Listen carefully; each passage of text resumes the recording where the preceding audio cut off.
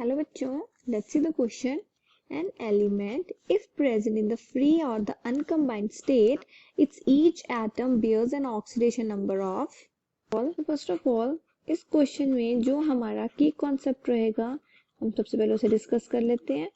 So here the key concept is all about the oxidation number. So ये oxidation number क्या होता है? अगर किसी भी एलिमेंट के ऊपर जो उसका चार्ज है हम उसको कहते हैं उसका ऑक्सीडेशन नंबर या उसकी oxidation state. Let's move further.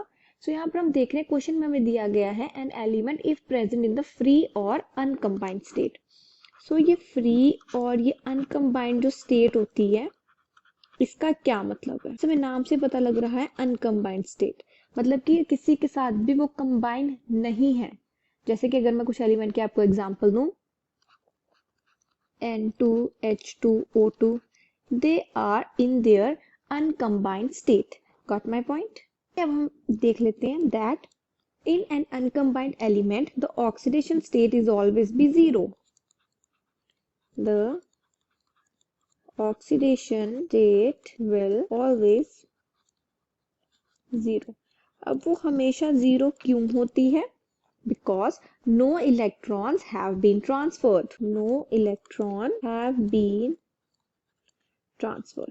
क्योंकि कोई इलेक्ट्रॉन कहीं से भी ट्रांसफर नहीं हुए हैं, so that means उसकी oxidation state will must be zero. तो अब हम आगे चलते हैं. अगर यहाँ पर मैं कुछ कंपाउंड्स के एग्जाम्पल ले लूं, फॉर एग्जाम्पल अगर मैं ऑक्सीजन के कंपाउंड्स के कुछ एग्जाम्पल ले लूं, हमारा फर्स्ट है CO2. सो यहाँ पर अब हम क्या देखते हैं कि यहाँ पर जो हमारा ऑक्सीजन का चार्ज रहेगा दैट इज -2. अब हम एक और देख लेते हैं कंपाउंड दैट इज H2O2. यहाँ पर भी अगर मैं ऑक्सीजन के चार्ज के बारे में बात करूं तो यहाँ पर भी जो ऑक्सीजन का चार्ज है दैट इज -1. से कैलकुलेट कर देते हैं तो मैं आपको ये बता देती हूँ. जैसे कि यहाँ पर H2O2, तो यहाँ पर हमें ऑक्सीजन का निकालना है तो यहाँ पर मैं उसकी x ले लेती हूँ एंड हाइड्रोजन की क्या होती है +1 जैसे कि हमें पता है. तो यहाँ पर मैं कैसे निकालूंगी 2 into +1 plus 2 into x is equals to 0. 2 plus 2x is equals to 0. 2x is equals to -2 and x is equals to -1. So यहाँ पर जो हमारा ऑक्सीजन है उसके क्या चार्ज आ गया -1. तो ऐसे ही हम कैलकुलेट कर सकते हैं.